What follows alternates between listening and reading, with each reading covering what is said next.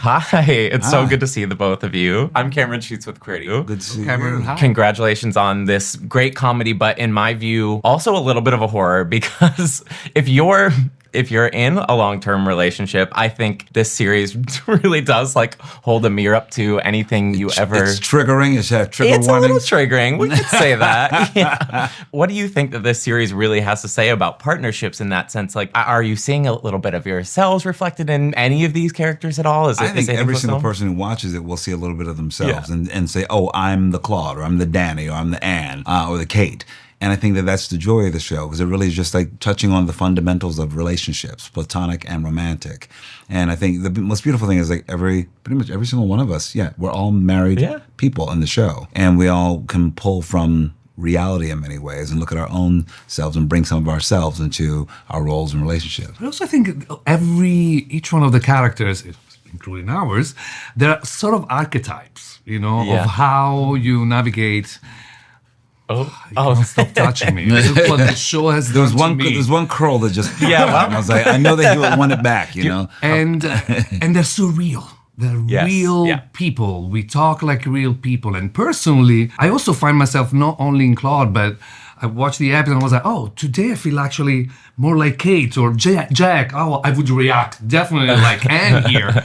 And I think this is the best gift that we could possibly give to an audience, that they can offer a mirror for all of them. And they can laugh at themselves, right? Mm-hmm. It's so relatable. Yes, for sure. I was going to say relatable in the sense, too, that like there's nothing that tests a relationship dynamic like going on a trip together. I feel like that's the relationships and friendships also. Well, sure, of course. Yeah, that's very important. Relationships of all kinds. What does it take to be someone that travels well with others? You all have to vibe in the same way. I feel like I'm very, very relaxed when I travel. It's funny, I'm about to travel this weekend with a friend who I think needs more planning than I'm usually accustomed to. Yeah. And so we're going to learn a lot about each other. It's our first trip together, like in a way, but we're such close friends. But it could blow up or it could we can make us closer. I don't know. When you're on holiday, people can give the best or the worst. And that's also what's beautiful about a show like this one. You never see the characters at home or at work. You only see them in different scenarios away from the usual ones. So I would never go on a holiday with 3 other couples or not even 2 other couples. And people who love to plan, holidays are made to go with the flow. Exactly.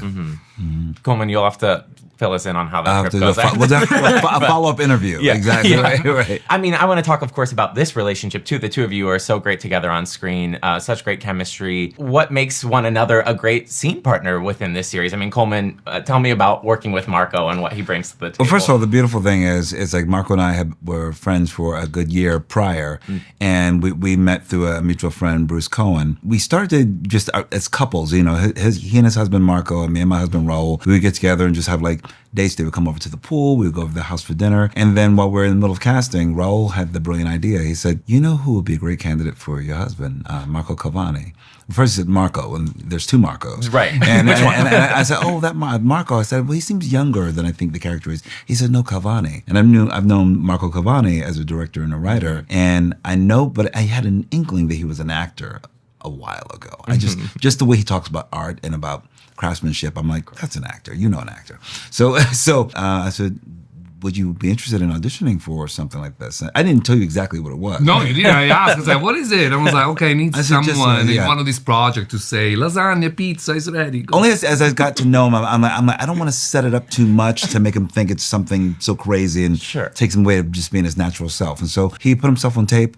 Tina and the gang loved him so much. Out of a lot of guys in Hollywood. And Marco was just like, he just had that special something. And also I think that the special something, it was like, as I got to know him, he's very kind and he's warm and he's open and generous. Oh, I would love to go on the journey to play with him and discover. And I feel like he's a great scene partner. He brings a lot. And it's so funny because he brings a lot of energy and enthusiasm, the way he's built Claude. And it makes him a really great foil for my character of Danny, who's just like trying not to feel all the things and trying to be pragmatic. And so I think that makes a great comedic couple. You need the fool and you need the straight man, Not to say the fool. I was going to say. Not to say that. Of course not. You didn't How's say it working that. with me, Marco? How's it working with me? Okay, let me say first of all, that was all not true. Okay? No, I have to say, I think whether you were conscious or not, but you kind of honor the idea that Tina had when she was putting together this. I wasn't in the picture yet, but she had a few meetings with Colman. She was like, I want to put a group of people together who love to be together. I don't want any ego involved. I just want people who play, who know how to play with each other. And somehow the fact that we were friends honored that. And I have to say, I mean, first of all, to be in the same room, even to this day, to be in the same room next to this icon that I admire so much for so long, even before meeting him and becoming his friend, is just one of the biggest experience and gifts of my life. So I will always be thankful to Raul, who had the idea. So my husband shows my TV husband. Yeah. Exactly. I'm mainly a writer director. I focused my whole career, especially in the last 15, 16 years on that. I trained as an actor. I haven't been an actor in a long time. So I was very nervous. And I have to admit, the first few weeks that I was on set, I felt like a fish out of water. Like I didn't feel like fully belonged there. And the fact that this guy, was, most of his scenes were with me and most of my scenes were with him. It just made everything so wonderfully smooth and pleasant and friendly. It's such a, for me, I like to say that he was also kind of a mentor for me, he was there to root for me, and he's a great listener. He's a great director also. He directed episode 6. And so, I mean, as a director who was an actor and now he's an actor again, I know what it means to be directed by an actor. And that was one of the most beautiful experiences, besides being his scene partner. It's just, this guy's a genius. Yes. I mean, you both are. It's so great to see you both in comedy. I know Colman, I mean, I've seen your Maya Angelou. Like, I know you can do comedy. But it's great to see you in this mode again, and it's so great to see you. Thank you both so much for the time. I really appreciate it. Congrats. Good to see you, Cameron. Good to see you. Good to see you.